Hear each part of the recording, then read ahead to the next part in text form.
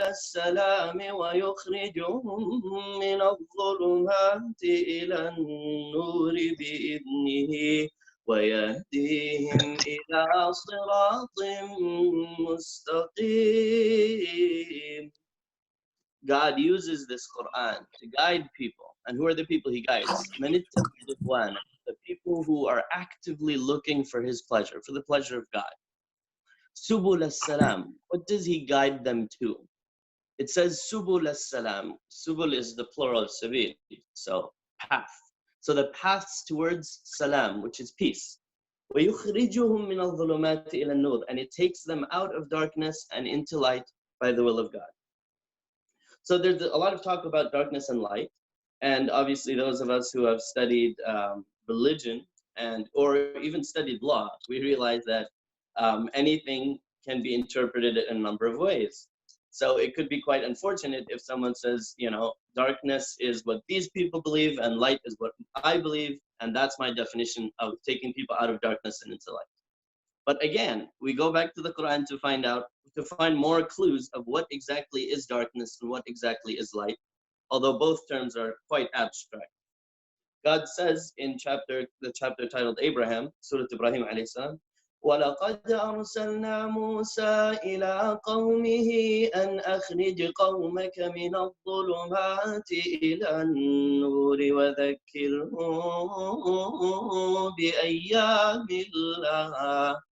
And indeed, I sent Moses, peace be upon him, to his nation with a goal. And what was the goal? أَنْ أَخْرِجْ قَوْمَكَ مِنَ الظُّلُمَاتِ إِلَى النُّورِ. To take your nation out of darkness and into light. So what was the mission of Moses according to the Quran? Well, it was very clear. The children of Israel were under the occupation or under the, no, a better term should be under the imperialist rule of the ancient Egyptians. And they were enslaved by the ancient Egyptians. And so Moses' mission was to take the children of Israel out of there, according to the Quran, of course, to take them out of there and to bring them to freedom and bring them to the land that they were promised. Al-Ard allati kataba Allahu lakum, that land that God has written that it's supposed to be for you guys. And so essentially Moses, you know, his mission was to take people out of darkness and into light, meaning to take them out of slavery and into freedom. And it's so interesting that actually in a chapter called Surah Al-Dukhan in the Quran, Moses, when he's talking to the Pharaoh, he's introducing the idea of monotheism for sure. He's telling him, you know, this is monotheism. I've been sent from God. There is only one God. But then he says something really interesting. He says, وَإِن لَّمْ تُؤْمِنُوا لِي فَاعْتَزِلُونِ. And what basically a basic English translation is, if you don't believe in me, then at least اعتزلون. So let's go over a few translations of اعتزلون. So according to Abdul Halim and Dr. Mustafa Khatib, اعتزلون means just let me be. According to Taqiyuddin Ahlali and Muhsin Khan, it means keep away from me and leave me alone. And in the Spanish translation by Isa Garcia, it says, déjenme en paz, to leave me alone. And so all of these, what we understand from it, even if you don't believe in me, then at least let me be, and at least let the children of Israel be free. And this was the biggest argument that we can give to people that believe that religion, specifically Islam's key argument or key discussion is to convince or encourage or to preach people to believe in one God. Sure, that's definitely a very important aspect. But here Moses is saying, and if you don't believe in me, it's all good. Just let me be. Leave me in peace. Déjenme en paz. And what we learn from this is that there is a greater mission of religion. And that the religion is not specifically only to try to proselytize the spirituality of what you believe to other people. Now, when we come to the Quran's view of Jesus, it's pretty similar as well, that the idea is, the concept is not solely limited to preaching a form of spirituality that the prophets believe in. It says in the Quran in Surah Al-Hadid, وَجَعَلْنَا فِي قُلُوبِ الَّذِينَ اتَّبَعُوهُ رَأْفَةً وَرَحْمَةً. God said, and I made in the hearts and in the souls of the people who believed in Jesus, peace be upon him, ra'fatan wa rahma, mercy and softness of the heart. So mercy and softness of the heart. Again, that's not directly related to worshiping God, but it is unique to Jesus's message. And we find that through the New Testament, all over the New Testament, love thy neighbor, and through the story of Jesus and the rabbis, and Jesus and how he dealt with people that were considered evil by the rabbis and deemed evil by society, and how he opened his arms to those people and welcomed them into society. So basically, we understand that these religions, they came not only with a spiritual message, but also with a greater message. Moses was fighting the idea of slavery against that was carried out by the ancient Egyptians.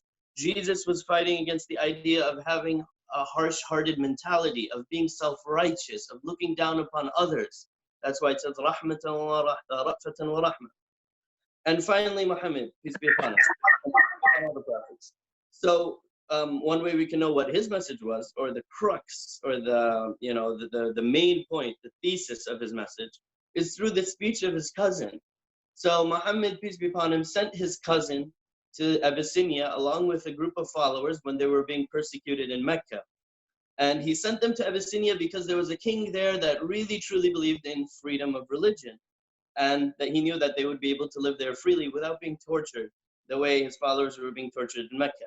Now, he himself didn't take the liberty of going there, but he sent out a few people. And so the leader of those people was his cousin, and his cousin essentially gave the speech, the famous speech. And in it, he said, وَأَمَرْنَا بِصِدْقِ الْحَدِيثِ, we were commanded to be truthful, وَأَدَاءِ الْأَمَانَةِ, and to fulfill our responsibilities, وَصِلْتِ الرَّحِمِ, and to keep these family ties, وَحُسْنُ الْجِوَارِ, and to have these good relations with people generally. Okay, and also in the Quran there are ideas of what Muhammad, what his life was before prophethood. قُلْ لَوْ شَاءَ اللَّهُ مَا تَلَوْتُ عَلَيْكُمْ وَلَا أَدْرَكُمْ بِهِ فَقَدْ لَبِثْتُ فِيكُمْ عُمُرًا مِنْ قَبْلِهِ أَفَلَا تَعْقِلُونَ. Which basically means if God wanted, he wouldn't have recited this Quran to you guys, and he would never have made it known to you. For indeed, I lived a lifetime amongst you guys before all of this. Do you not have any sense? And so during that lifetime, he was given the title As-Sadiq, the honest, Al-Amin, the trustworthy. And these titles were given to him based on his, natural interactions with the people of his time and the people of his area. To summarize basically everything that we went over, Islam and religion's purpose is not solely um, to convince or proselytize people to join your fan club or to join your little group. It's a lot more than that. And in fact, if we were to take a more atheist point of view to what religion is a tool to control the masses. And so if we were to look at that point of view, then basically religion could be summed up to even conservative family values. Conservative family values allows you to control the unit of the family, and then it allows you to. So the idea of conservatism or family values is great and beautiful. It's grand, but it's not the sole purpose of religion. And based on what we just read, Moses took the children of Israel out of slavery and into freedom. Jesus tried and successfully, to some degree, tried to take the children of Israel out of self-righteousness and focus on the letter of the law, to start focusing on the spirit of the law, and to start focusing on love and mercy.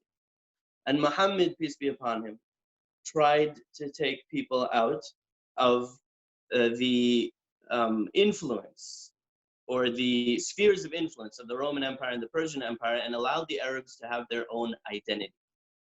And so religion was more of a tool of social justice, a tool of change. It was an agent of change for these societies, and allowed these societies to grow. Now, before I conclude, I just want to ask this important question that leads us to peace building directly. And this important question is, during the time of Muhammad, and during the time of Jesus, and during the time of Moses, were there messages normal? Were they average messages of thinkers and philosophers? Were their messages, can their messages be considered actually liberal for their times? Can their messages be considered revolutionary? And this is a very important question to understand. When Moses went to the Pharaoh and said, "If you don't believe in me, that's all good. It's amazing. That's your choice, but at least let us be." Would Pharaoh view that as a conservative message, or would he view that as something more leaning towards liberating people? When Jesus came to the rabbis and told them, "Let the first sinless cast the first stone," would that have been viewed as something, um, you know, a lot that would follow the rhetoric of the rabbinite, or was it more something more revolutionary? And when Muhammad said that women inherit and should inherit, and that when he said that "Hunna shaqa'iq al-rijal," or kama qala sallallahu alaihi wasallam, that women are equal to men in worship and in everything, there's no difference in there. When he said that to the Arabs of the 7th century, when he said that to them, was that something that was very conservative, or was that something very that went along the orthodoxy of the Arab culture at the time, or was that something more liberal? Now, that said, the question now arises about peace building. The Prophet Muhammad, as I mentioned in a verse, was commanded by God to tell the Qurayshiyyin, the people, the Arabs of his area, "Indeed, I have lived a lifetime amongst you before this Prophet. 40 years, no preaching, nothing."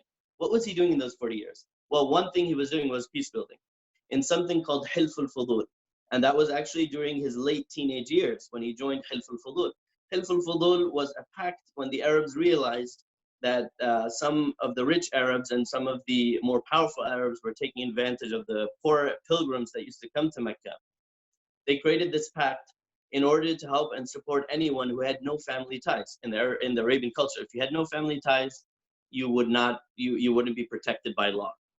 And so they created this pact that for all those people who are visiting, and it was actually a result of one of the pilgrims who was visiting, and basically people stole his stuff, and then he went to the Kaaba, which is the center, the Haram al-Sharif, basically. He went there and he recited this poetry out loud, lamenting what happened, and everyone was like, "So what? Who are you? Who you? And so no one helped him. And so this way, the Hilf al-Fudul was created to say, okay, people like him who have no family, no support in society, let's create this. And who was in that pact? Well, our own Prophet Muhammad, peace be upon him.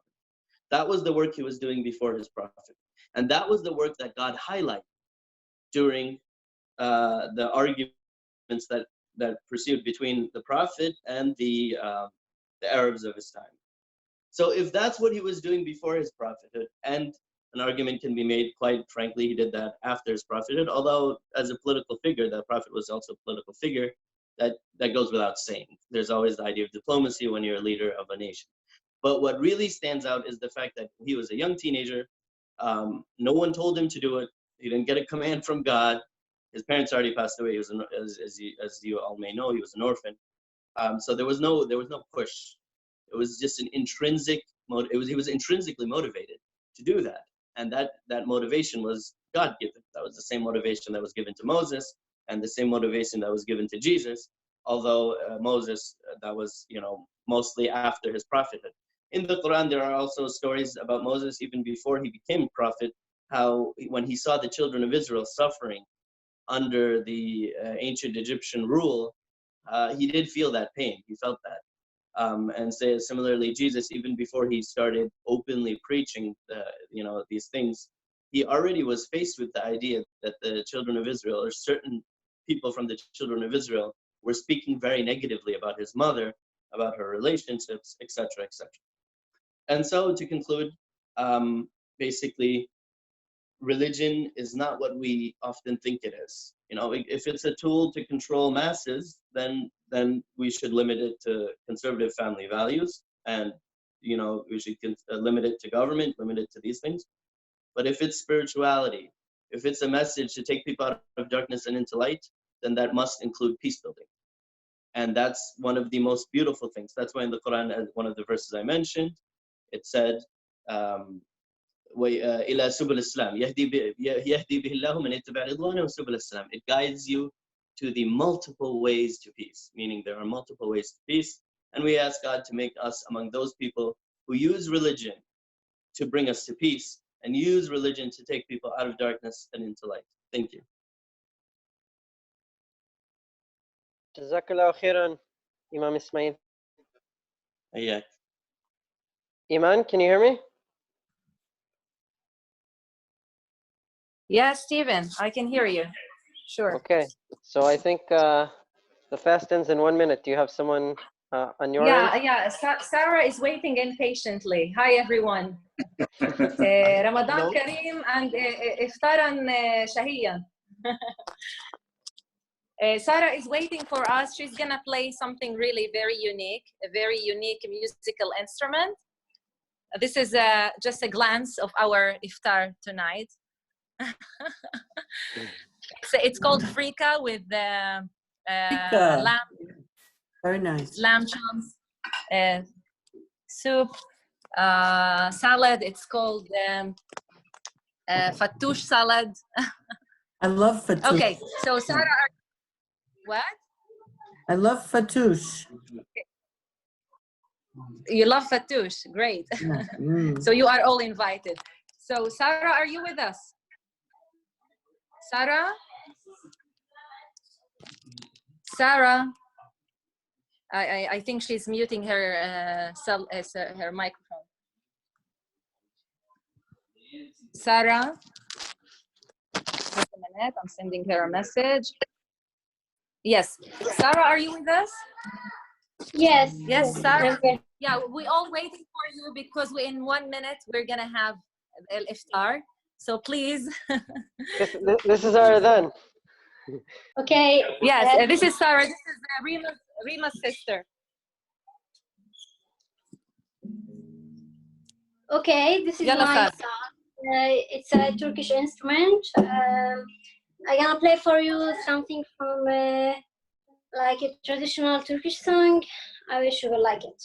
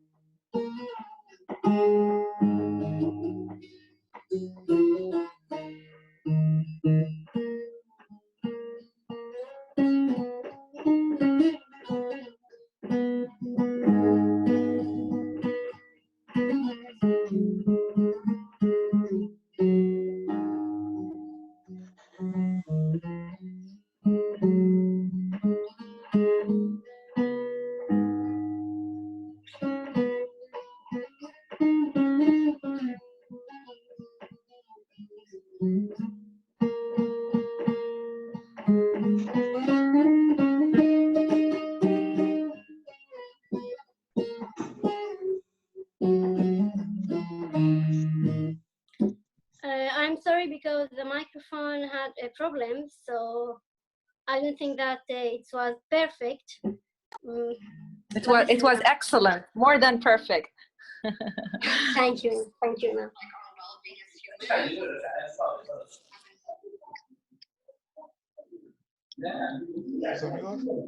Go ahead, Iman.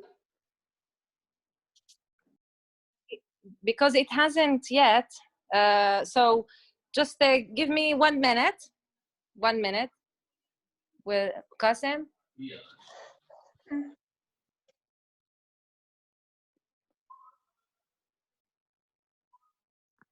יש פה פחות אנשים שציפיתי. יש פה פחות אנשים שציפיתי. בטח מלא גם עושים איפטר עם המשפחות שלהם.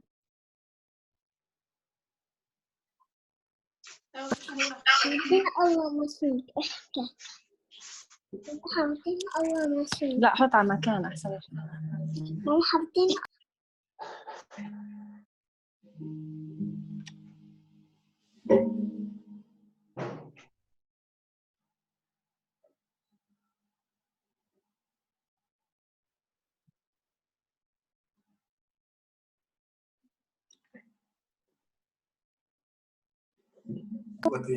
في هذه الأيام ينشغل بأن تسأل عن إحياء هذه الليالي بالطاعات وآخر دعوانا الحمد لله رب العالمين صلى الله وسلم على سيدنا محمد وعلى آله وصحبه أجمعين. أيها الصائمون أيتها الصائمات، نحن الآن مع الموعد الشرعي لأذان المغرب حسب التوقيت المحلي للمسجد الأقصى المبارك، ويرجى مراعاة الفروق بالتوقيت. Yes. Okay. Just after the muazzin, we will say the prayer. Okay. Okay.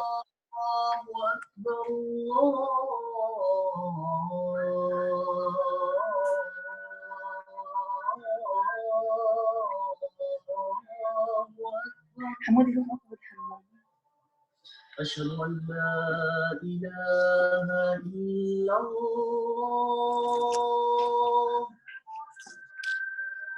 أشهد أن لا إله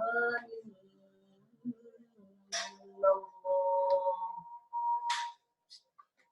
أشهد أن محمدا رسول الله. أشهد أن محمدا رسول الله.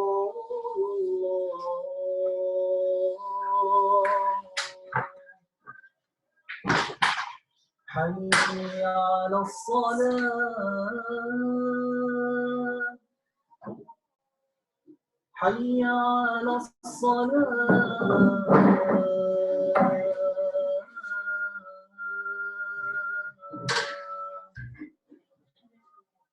حي على الفلاح.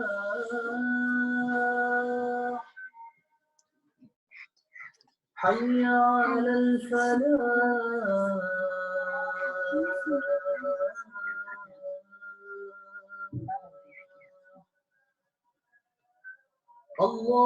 الله أكبر الله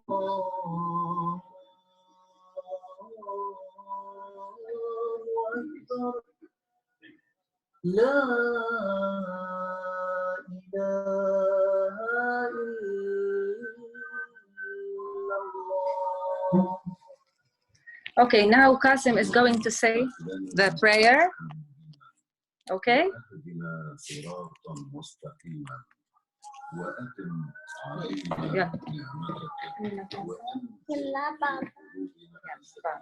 Yeah. Let's start. Yeah. بسم الله الرحمن الرحيم. اللهم لك صمت وعلى رزقك أفطرت، ذهب الظمأ وابتلت العروق وثبت الأجر إن شاء الله. إن شاء الله. بس يلا سيما. اللهم لك صمت. اللهم لك صمت وعلى رزقك أفطرت. وعلى رزقك أفطرت. وعليك توكلت. وعليك توكلت. وبك آمنت. بك آمنت. ذهب الظمأ. ذهب الظمأ. وابتلت العروق. وابتلت العروق. وثبت الأجر إن شاء الله. ثبت الأجر إن شاء الله. إن شاء الله. Okay. Amin. Thank you very much. Thank you. Wonderful. Thank you so much. Thank you, thank you. Okay, so everyone who needs to should start eating and drinking, please. I want to go first. I want to go first to I want to go. I want to go first to Terry from the U.S. Embassy. If you want to say some words. I would rather sit down at the table and eat with these people. That looks like a much better idea than saying a few words. I tell you, I'm thinking back very, very fondly. A year ago, I was at an iftar table in Kabul, up in the north, and had about 30 members of a family all around the same table, with a saintly mother who had actually worked all day while fasting, to prepare a feast that could have fed 200 people, I think. I still can kind of taste that iftar dinner, so I miss it very much, and I miss actually being around all of you folks from Debate for Peace, as well as your friends through the network there. I'll just say a few words. I did not grow up in a Muslim tradition. I spent most of my career in the Foreign Service in parts of the world that were not Muslim. But when I first served in Azerbaijan, and then later in Afghanistan, and then here in Israel, I've come to really appreciate, just how deep the meaning of Ramadan is for not just for the Muslim people, but really for everyone. It's a time of sacrifice, a time when people really suffer, and identify with others who are suffering. And I think it's a time that really engenders the idea of empathy and generosity and charity, because we can all identify with those who are without. And we are living in a situation right now in which we basically have a metaphorical, everybody is in waiting to break the fast, waiting to come back out again, waiting to be able to be with one another and eat and drink together, have good friends, and gather around the tables again. So it's really it's a time to really reflect on what this means, not just in an individual sense, but in a family sense and in a global family sense. In the United States, we're actually going through a fairly tough period. We're seeing some of the strains of this causing some factionalism in the U.S. and more division than unity. And I really do hope that the lessons will sink in, and that people will see that we're all in this together, and that we all need to pull together. Oh boy, that iftar looks really good. I'm very jealous. I do hope you all have a chance to tune in sometime. My friend Noam Schuster, I don't know if you've run across her yet, but she is an Israeli comedian who comes from a Persian background, who speaks Arabic and Hebrew pretty much equally well. And she was at Harvard this past year on a fellowship developing a comedy act. Her year at Harvard kind of fell apart when COVID arrived. She ended up flying back to Israel, and upon arriving in Israel, a few days later, back home with her family, she started feeling ill, and then fainted, and was actually taken to the to Hadassah Hospital in Jerusalem, where she was diagnosed as having COVID. And then she spent the next couple of weeks first in the hospital, and then at one of the coronavirus hotels in Jerusalem.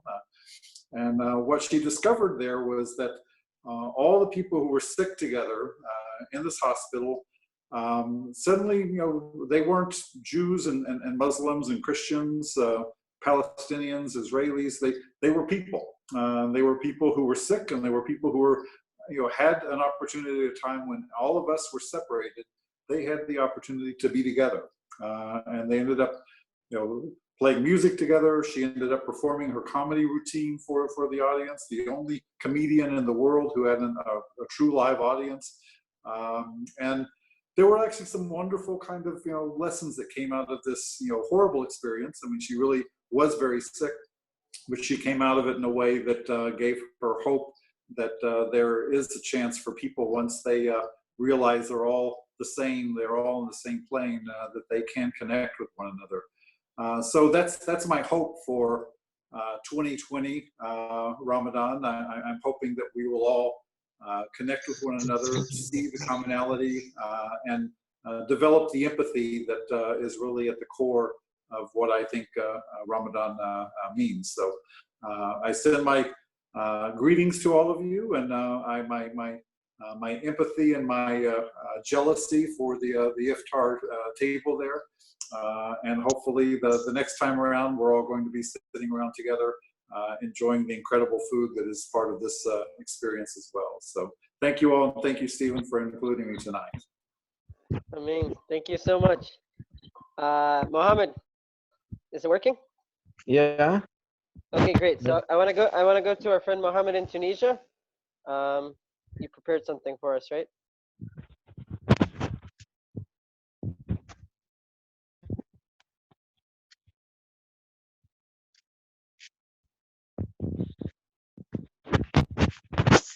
Hello, Yeah, go ahead. Steve. Great. Do you hear me? Hello. I'm from Tunisia. I will now we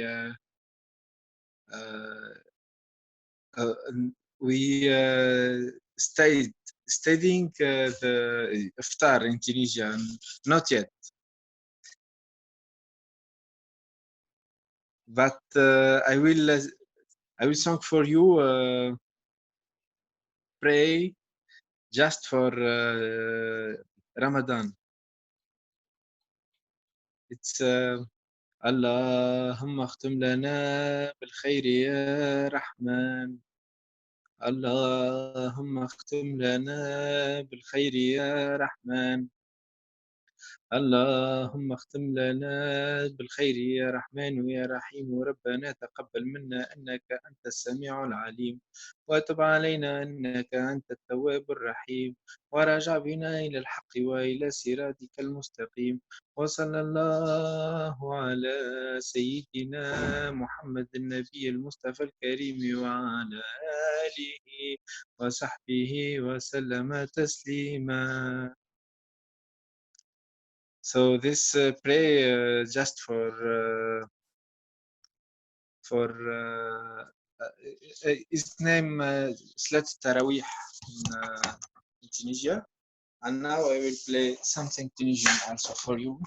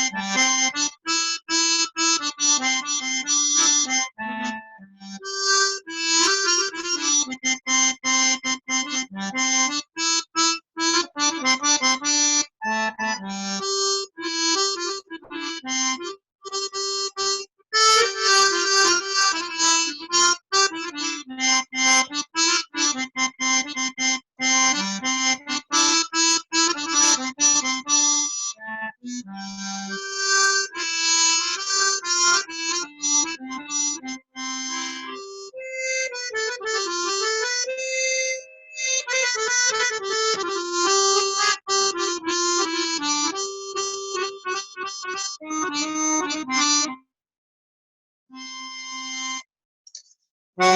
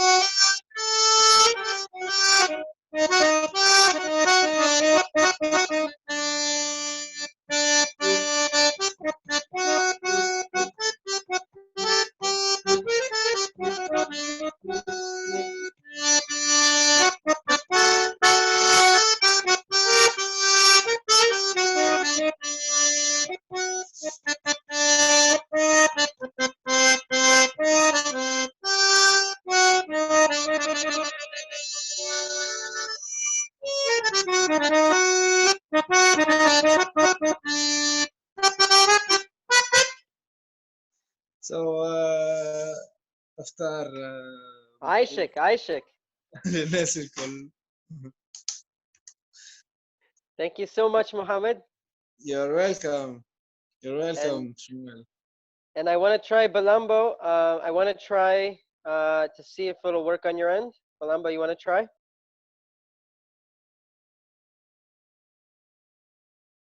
Excuse me? Stephen? Yeah, Balambo's going to go ahead. Try and see if it works, Balambo, okay?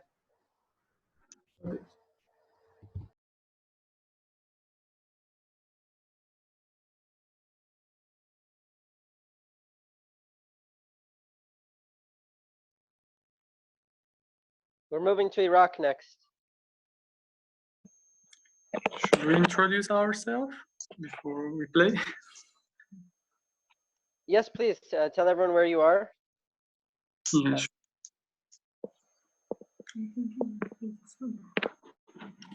Hello, everyone. My name is Balambo. I'm from Kurdistan in Iraq. I am founder of Mary Academy, which is an academy for improving the skills of the youth and personal development. I'm grateful for Stephen to including us in this beautiful gathering with all these wonderful people. We chose to play a song with my wife for you, and I hope you like it. I will give it to my wife to introduce herself also. I was not expecting to speak. My name is Ariani. We are going to sing a Kurdish song. I'm Brazilian, but generally I sing in Kurdish, and I hope you guys enjoy it.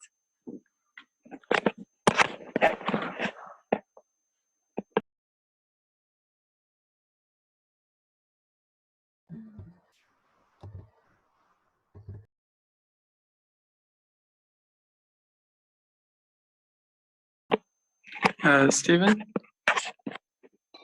Yes, go ahead. I will use the mic of this one and the video of the other of the computer. Yeah, the it should be fine.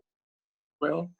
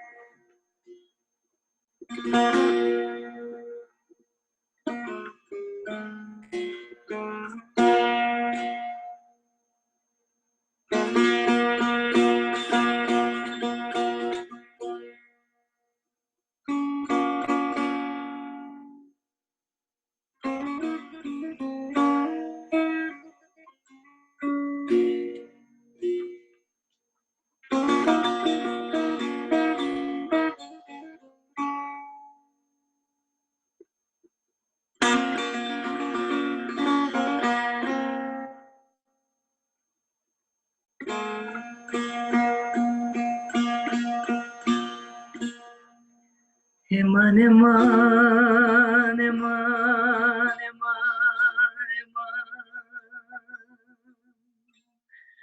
eman,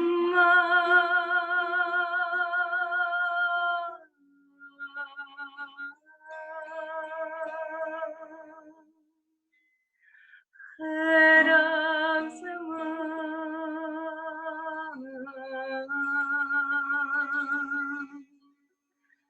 تنابلی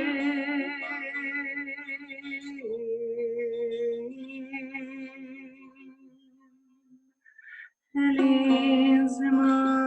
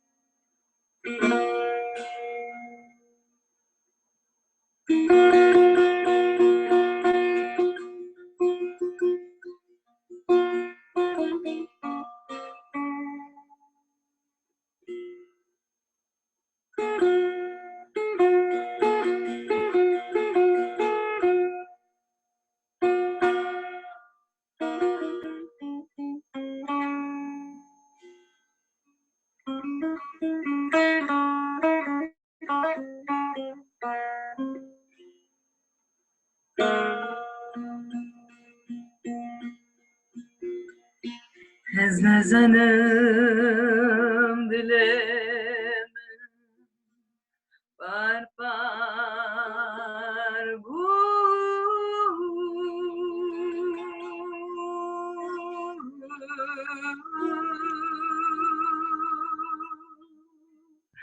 حالی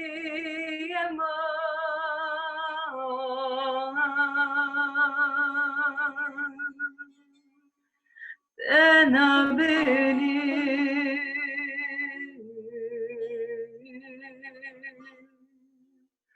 خراب زمان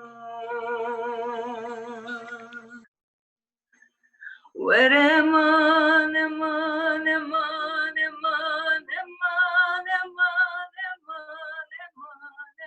امان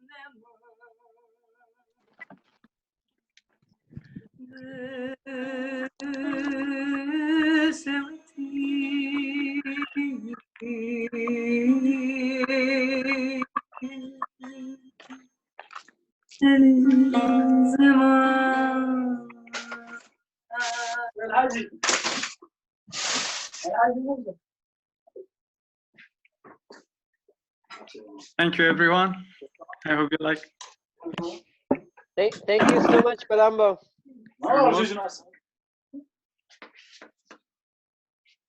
Max, can you hear me? I can. Can you hear me? Yeah, okay, so we're going to go to the US now. Max, go ahead, short introduction, and then Luna, we're going to have you be the closing performance. Hi, so my name's Max. I'm from Chicago. I'm a Jew myself. I've been to Israel once. Hi. I was invited onto this call to talk a little bit about what I'm doing right now. So I started an organization called Teens for Peace in the Middle East. And our goal is to educate American teens. And part of how we want to do that is to be on webinars like this and learn things from Israelis and Palestinians and other Arabs, and also to interview people like that. So if any of you are interested, you can shoot me a private chat, and I'd love to have you on sometime. Another thing we do is we have a blog. This is the last thing I'll say. We have a blog that American teens can read, and we can have different Israelis and Palestinians contribute to that blog and be featured writers. So those are just a few of the things we're doing, and thanks for all the wonderful music, and the food looks great. Wonderful, thank you, Max. And Luna? Hi, can you hear me? Can you? Yep, go ahead. Hi, my name is Luna. I'm from Sakhnin, it's in the north. And I will play the violin. I will play traditional Palestinian music. So yeah, I hope you enjoy it. 1 minute.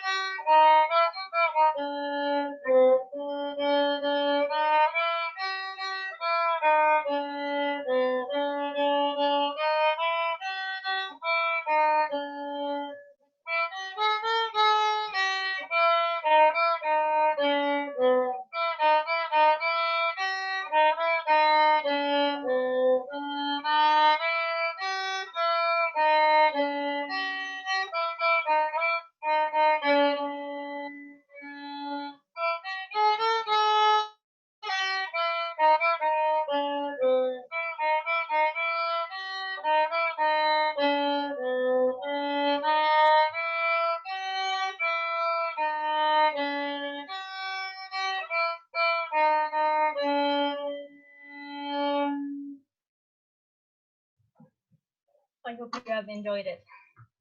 Thank you so much, Luna. Amazing. Thank you. Yeah, really, thank you to everyone who performed, everyone who came and joined from so many different countries. It's great to see you, and we certainly hope to celebrate together in person soon. Does anyone else want to add anything? We have to end in 3 minutes because there's the empathy group starting up right after this. But if anyone wants to add any messages, please go ahead.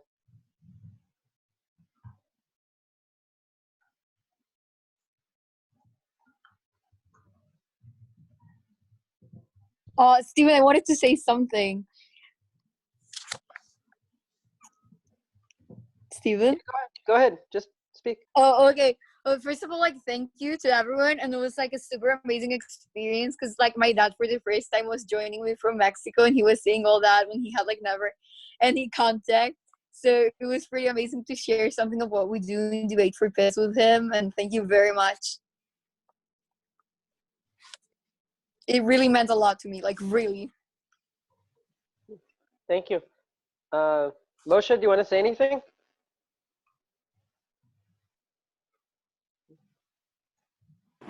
I also thought it was amazing seeing so many people from so many different places in the world come together and not criticism, not to fight, not to argue, only to share joy and enjoy each other. That was very beautiful. I could say Bartor, but I don't think it's the 2 minutes. I don't think anybody wants to hear something like that. But I really, really enjoyed it. Share craft to everyone involved. All right. Thank you all so much, and Ramadan Kareem. Have a good evening. Yeah. And for those of you who wanted to join the empathy group, we'll start it up soon. Be well, and hope we can meet in person soon. I just want to say one thing for all the people celebrating Ramadan Kareem, and may Allah accept all your fasts and du'as. Thank you, Julie. Bye, guys. Bye, everyone. Thanks Good a lot. night. Be well. Good night. Bye, everyone. Nice to see you all. Bye-bye. Thank you, Steve. Thanks for Debate for Peace. A wonderful evening. Thank you very much. Thanks for everything. Thanks for inviting me. I really enjoyed it. I hope to see you again soon, very soon, hopefully. Stephen, thank you very much. Thank you for the great opportunity. Thank you. Bye, guys. Thank you, Iman. Bye. Stephen, thank you very much. I very much enjoyed it, and it was a wonderful special experience.